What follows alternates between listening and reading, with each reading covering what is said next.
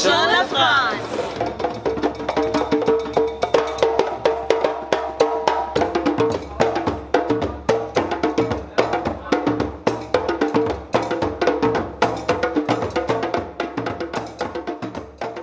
What's very important is, first and foremost, is we win as a continent versus other continents. So please visit Africa.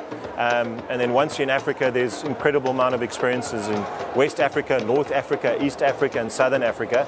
So the Indaba is really about bringing Team Africa together to market the tourism assets, to get more visitors from all other continents to visit the continent and also South Africa.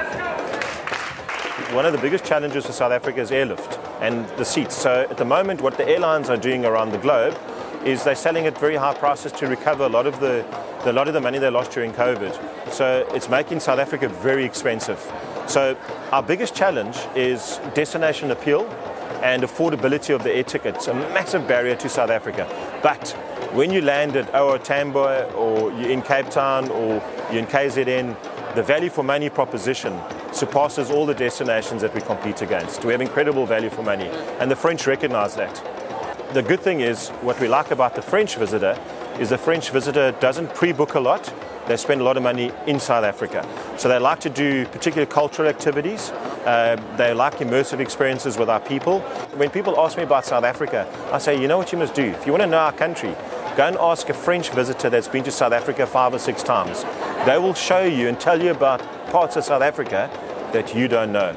And the reason being is the French traveler is very inquisitive. They look at the map. We're going to go off the map. We want to go and see the villages and the small towns and the small. So they're a very valuable tourism asset to South Africa because they spread the financial footprint, not in the main centres, but in the smaller centres. So they're a very valuable customer base for us. So you can't talk distribution of your traveller around the country if you don't have products or a value chain, a tourism value chain in place. For us to impact positively on the Northern Cape and other important provinces, it's great partnership to get tourism investment, accommodation into those provinces. And we know in the Northern Cape, for instance, if we can get more accommodation closer to the Namakwaland daisies, we know that we can get a nice customer base from France.